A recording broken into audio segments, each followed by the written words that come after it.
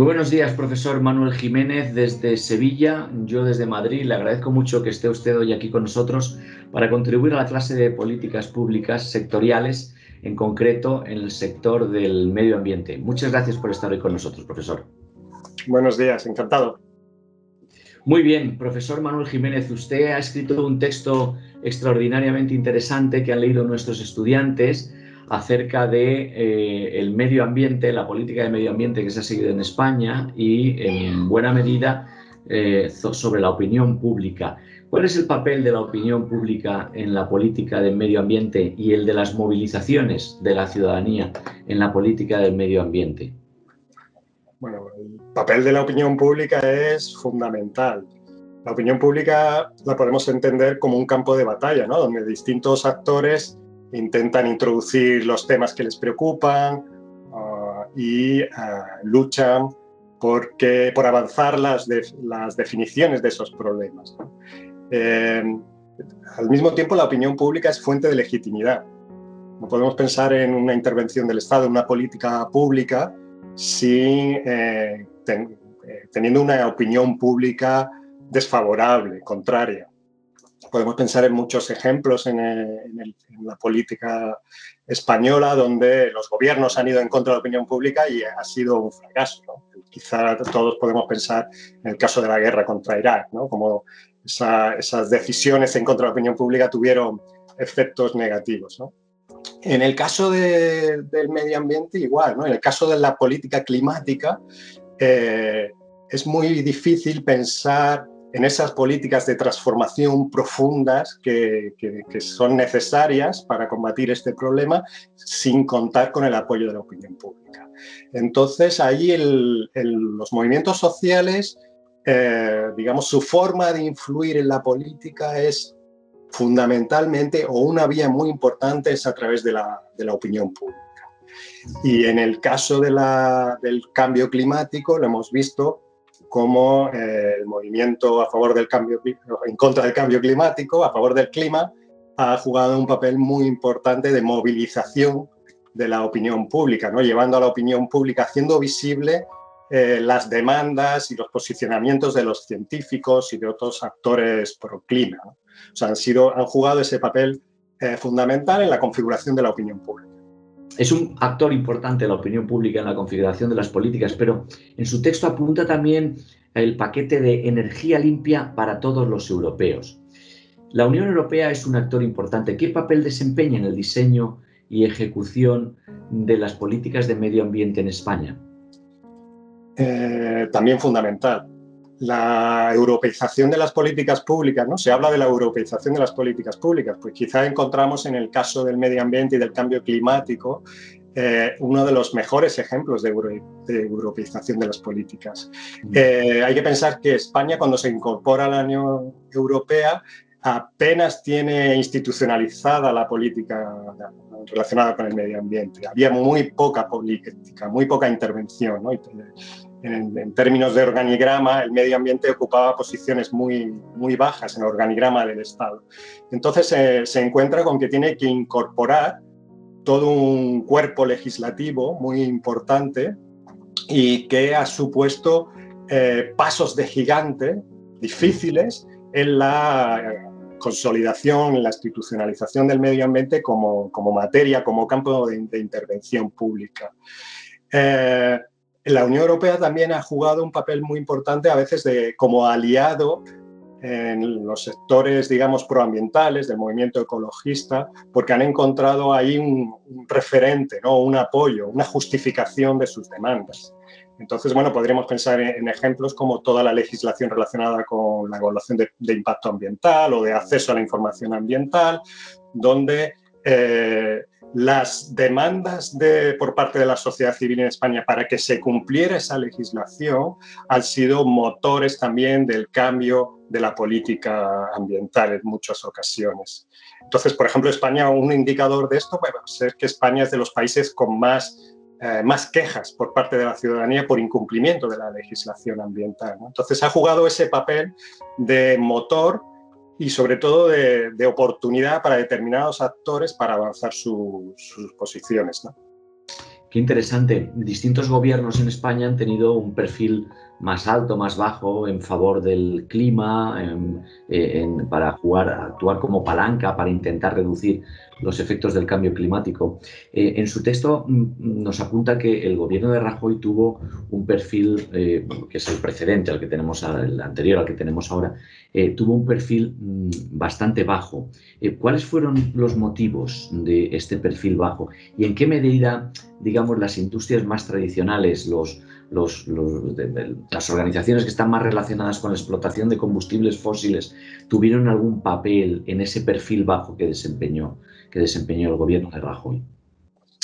Sí, es verdad que en el trabajo se menciona esto, ¿no? El bajo perfil del gobierno de Rajoy en materia de política climática. Las razones, los motivos, pues no están estudiados. Yo creo que ahí hay una laguna de nuestro conocimiento, como en otras muchas políticas públicas, ¿no? De entender por qué determinados actores adoptan determinadas posiciones. Aquí, un poco sin ese conocimiento, sin esa evidencia necesaria para hacer afirmaciones, yo apuntaría a, por un lado, un factor ideológico. Los conservadores españoles no han incluido en su programa la cuestión ambiental, o la han relegado a posiciones poco prioritarias, ¿no? Muy secundarias. A diferencia, a lo mejor, de otros partidos conservadores en países de nuestro entorno.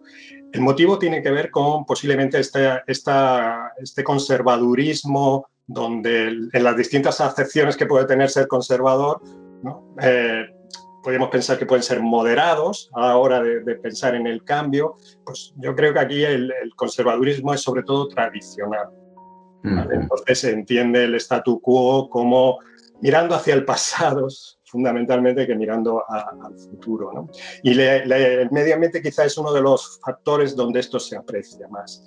Por otro lado, hay otro elemento que tiene que ver, va más allá de la derecha o del sector conservador, que tiene que ver con cómo se realizan las políticas públicas importantes en este país, ¿no? Y el peso que puede tener el clientelismo. El clientelismo no entendido como algo ilegítimo, ¿no? Como algo asociado a la corrupción, por ejemplo, no tiene por qué llevar a esa situación, ¿no? Pero sí es verdad que determinadas políticas, sobre todo las políticas industriales, encontramos siempre ese elemento de clientelar con industrias muy poderosas, con acceso directo y oscuro y bilateral, ¿no? Con relaciones de relaciones, pues esto, ¿no? Bilaterales, de patrón-cliente a veces, ¿no? Aunque no sabemos cuál podría ser el patrón con el cliente.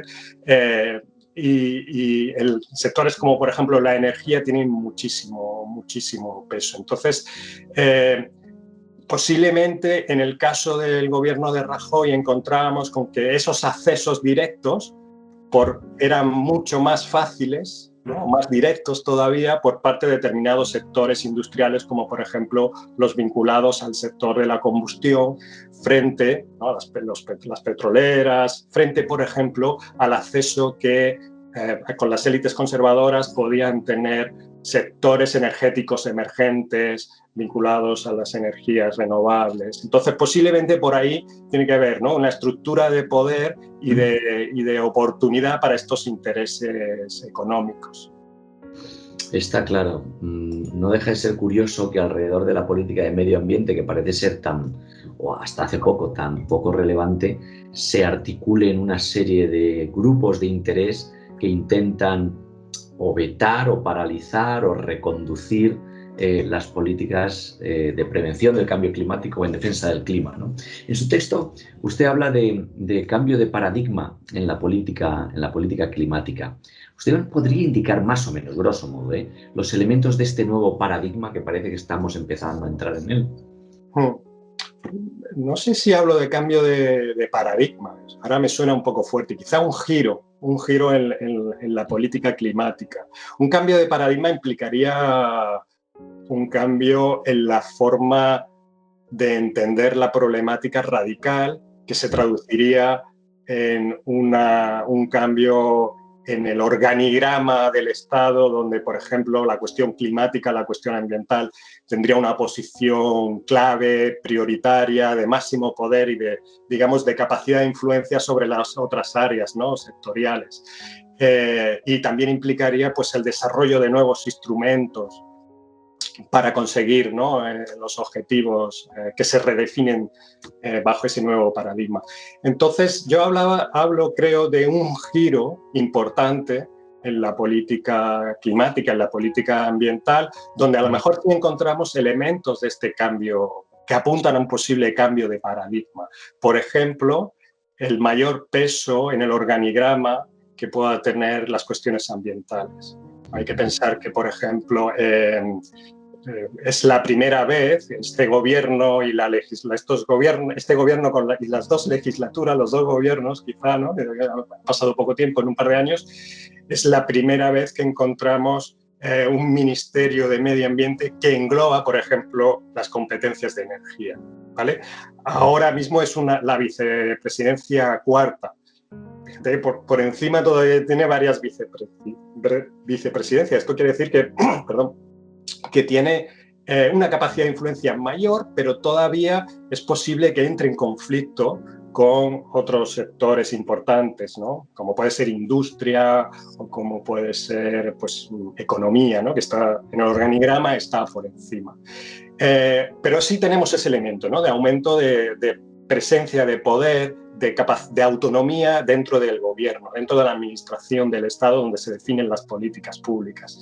Y también tenemos en el trabajo menciono el caso de la ministra, que a mí me parece que es un perfil muy interesante y que apunta a ese cambio de paradigma o a ese giro, ¿no?, porque es lo que consideramos muchas veces como una promotora, una emprendedora del cambio. Es una persona que podemos considerarla como una funcionaria de la política de cambio público, de cambio climático. Funcionar en un sentido positivo, ¿no?, que a veces, o una burócrata, ¿no?, podríamos hablar de una burócrata del cambio climático, ¿no? Entonces tiene un conocimiento y tiene una capacidad de negociación demostrada a lo largo de su experiencia que nos apunta a que pues se está considerando esta cuestión primordial, ¿no?, como una cuestión importante y donde, digamos, se ponen recursos e interés por parte del gobierno. Y por otro lado también tenemos muchos instrumentos que antes no teníamos, económicos y sobre todo legislativos, ¿no?, con un desarrollo, un despliegue del aparato legislativo, ¿no?, relacionado con el cambio climático muy importante y que estaba ahí atascado previamente en el gobierno de Rajoy, ¿no?, el gobierno conservador. Muy interesante. También nos habla en el texto que el Plan Nacional Integrado de Energía y Clima que se ha enfrentado a algunas críticas por algunos actores bastante significados. Usted, muy brevemente, ¿podría elaborar un poco quiénes eran estos actores y el motivo de su oposición? Aunque podemos imaginárnoslo, pero si pudiera verbalizarlo. Sí, bueno, siempre hay... El hecho de que haya conflicto, en este caso, es positivo, ¿vale? Quiere decir que se están removiendo las aguas y esas aguas nunca fluyen en la dirección que los distintos actores quieren, ¿no? Una crítica importante viene del sector ecologista, del movimiento ecologista, ¿no?, que considera que esas medidas no son lo ambiciosas que deberían ser, los radicales, ¿no?, porque gran parte del movimiento ecologista se sitúa en un paradigma del cambio del sistema. Y entonces, pues ven que saludando de manera favorable el cambio en relación con lo que había antes, pues exigen mayor concreción, mayor ambición. Otro sector son los perjudicados económicamente. Y ahí el ejemplo que se cita en el trabajo son, pues todo el sector vinculado a los combustibles fósiles, ¿no?, pues las petroleras españolas, ¿no?, y en general todas, pero como estamos en España, las petroleras, y el sector de la automoción. Todos estos actores han luchado, por ejemplo, para que, sin negar la necesidad sin negar el cambio climático, por supuesto, y la necesidad de intervenir, han avanzado su propuesta de neutralidad tecnológica en contra de los planteamientos del Ministerio de Medio Ambiente. La neutralidad tecnológica quiere decir que no se privilegie la tecnología, por ejemplo, de las energías renovables frente a otras tecnologías, otro tipo de combustibles, otro tipo de motorizaciones, ¿no? Donde se reduzcan mucho las emisiones y se puedan alcanzar esos objetivos. Entonces, básicamente, su propuesta ha sido siempre neutralidad, por un lado, y luego, pues, domar, mitigar un poco esa ambición, ¿no? Y que los plazos fueran mucho más amplios, ¿no? Que la cuestión fundamental aquí es que no hay plazos ya, ¿no? Entonces, ahí sí que es verdad que se han chocado con un frente temporal muy importante y podemos entender todo esto también como una estrategia para conseguir, ahora que hay muchos fondos, por ejemplo, para conseguir también fondos para adaptarse, ¿no? En el caso de la industria de automoción, vamos a ver cómo esa oposición se va a ir menguando en cuanto haya inversión para, por ejemplo, pues, cambiar la motorización en España, el desarrollo de las tecnologías basadas en la electrificación, etc. Esto es muy interesante porque me da pie para una pregunta que quizá pueda aclararnos un poco más el contexto en el que se producen las políticas en favor del clima. El sector de la automoción parece que está teniendo una influencia o está queriendo tener una influencia sobre las políticas climáticas o en favor del clima. ¿Cómo, para que nos entendamos, cómo se canaliza esa influencia? ¿Se descuelga el teléfono, se llama y dice, ministra, mire, que nosotros no estamos de acuerdo con esto? ¿O hay centros de reunión específicos institucionalizados donde se intercambian opiniones? ¿Es una influencia un poco más indirecta? ¿Cómo se suele canalizar este tipo de cosas? Bueno, esto ya lo hemos visto antes. Ahí es donde hace falta la investigación, ¿no? Ver estos procesos de toma de decisión, cómo se tejen, ¿no? Y cómo se producen estas relaciones. El clientelismo del que hablábamos antes hace opaco todo esto, ¿no? No hay registro de quién, o no es fácil saber quién se reúne con los ministros, ¿no? Y para hablar de qué, ¿no? Esto a nivel de la Unión Europea sí sucede, ¿no? Aquí está todo un poco más, nuestra aproximación tiene que ser un poco desde fuera, de las declaraciones en los medios, de lo que en los foros donde se reúnen, pues ANFAC en este caso, ¿no? El sector de la automoción con la ministra Maroto. Lo que sí podemos ver es que el interlocutor de ANFAC es industria, ¿vale? Mientras que el interlocutor posiblemente de los sectores renovables ahora va a ser la Secretaría de Estado de Energía, ¿no? El Medio Ambiente, ¿no? El Ministerio de Medio Ambiente. Entonces ahí es como se van trazando. Cuando se ha investigado esto, yo investigué en otra política relacionada con el medio ambiente hace mucho tiempo y había un acceso directo, porque estas industrias tienen el conocimiento. Entonces, por ejemplo, a la hora imaginemos, ¿no? De transponer una legislación europea, aportaban conocimiento, ¿no? Aportaban, claro, un conocimiento podemos pensar interesado, ¿no? Pero hay un acceso directo porque tienen recursos políticos y tienen recursos de legitimidad y tienen también recursos cognitivos, ¿no? Entonces, bueno, pues sí, hay esto, ¿no? Y además tiene un peso importante porque la industria de la automoción en España y luego todo lo que viene alrededor, toda la industria auxiliar y las empresas pequeñas que arrastran son muy importantes para el empleo y para la economía. Claro, lo hemos estado viendo. Hace nada también ha habido pues, un foro donde la ministra de Maroto, ¿no? de Industria, pues de alguna manera está apoyando todo el proceso de cambio tecnológico en el sector de la automoción.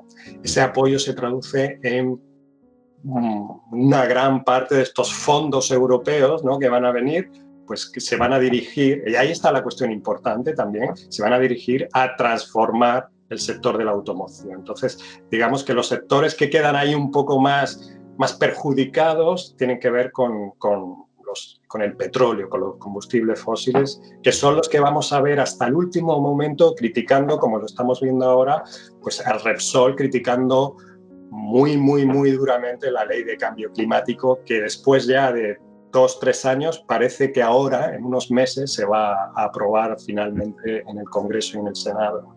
Efectivamente. Tiene también, desde un punto de vista analítico, no necesariamente de proximidad ideológica o de intereses, pero tiene sentido que cuando a un actor que obtiene unos beneficios de la explotación de ciertos recursos naturales, como los recursos fósiles, cuando hay una ley que le va a recortar o le puede afectar esos beneficios, es normal que también este actor se revuelva e intente de alguna manera modular esa ley para que sus beneficios o sus intereses se vean menos afectados, ¿no? Digo, desde un punto de vista analítico.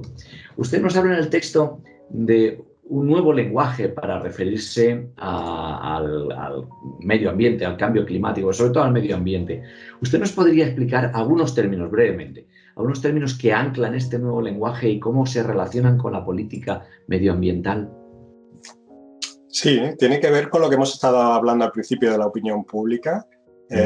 Hemos conocido en los últimos años la introducción de términos como el de emergencia climática, Correcto. que tiene su traducción en términos políticos con las declaraciones de emergencia climática que se han ido produciendo en distintos niveles, en distintos parlamentos, como una forma de instar a los poderes a intervenir de manera inmediata en las cuestiones del cambio climático. Entonces, ese término, por ejemplo, el de crisis climática también estaba ya presente, pero asociado a catástrofes naturales normalmente, causadas por fenómenos atmosféricos y tal, pero ahora ya lo vivimos como algo permanente, ¿no?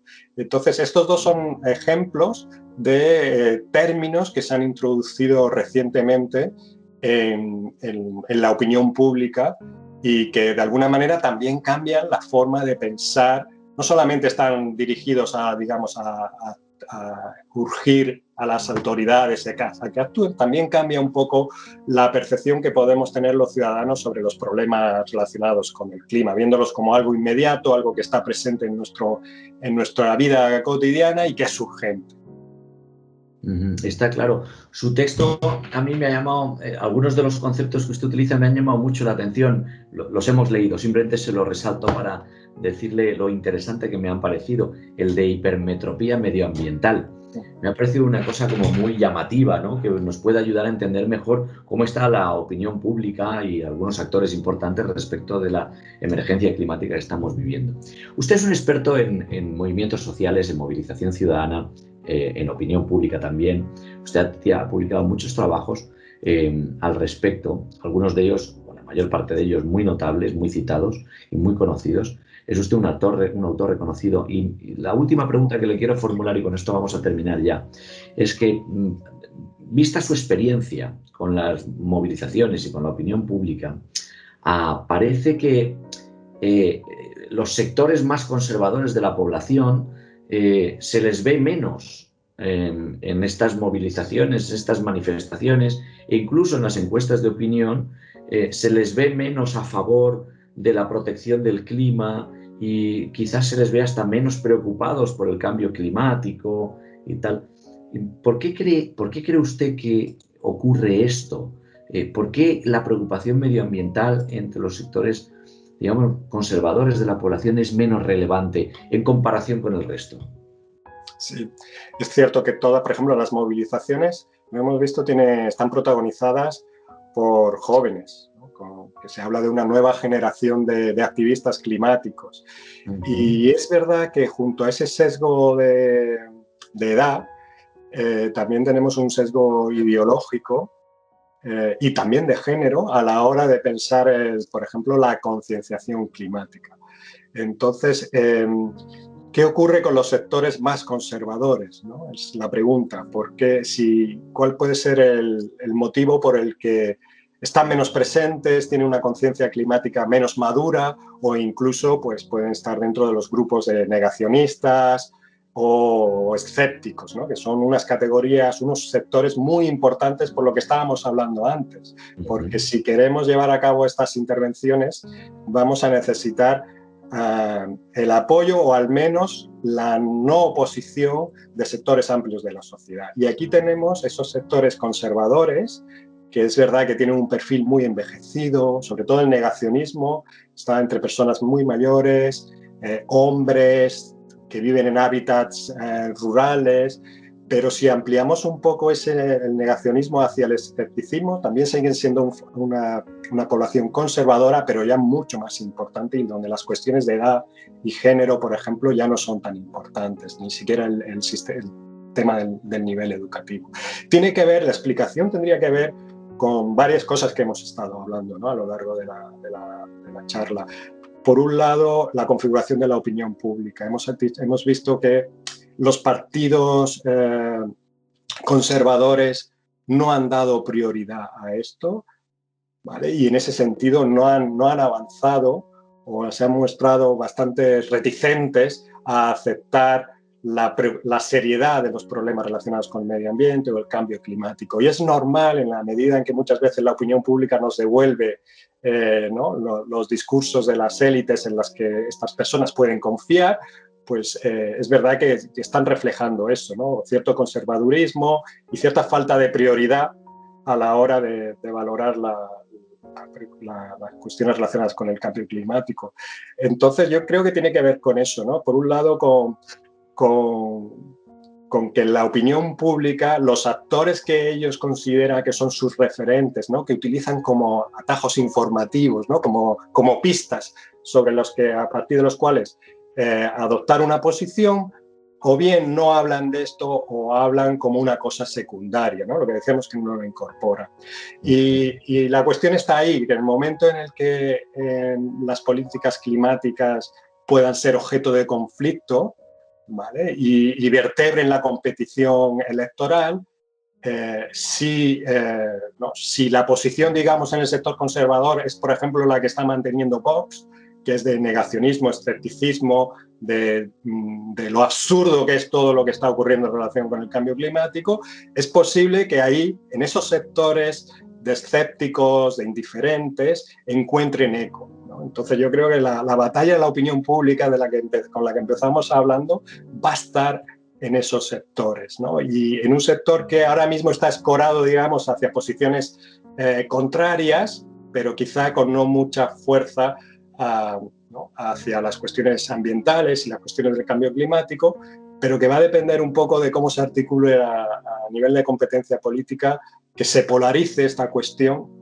el hecho de que se conformen como un sector de la opinión pública beligerante y contrario a las intervenciones en relación con el cambio climático. Está claro. Muchísimas gracias, profesor. Hemos aprendido mucho a su texto y escuchándole también. Muchas gracias por su amabilidad para participar en esta iniciativa de entrevistas a autores para la asignatura de Políticas Públicas Sectoriales. Nada, gracias a vosotros y que vaya muy bien la asignatura. Muchísimas gracias. Le emplazo para una nueva entrevista en el futuro, en caso de que sea necesario. Muy bien. Adiós. Muchísimas gracias, profesor.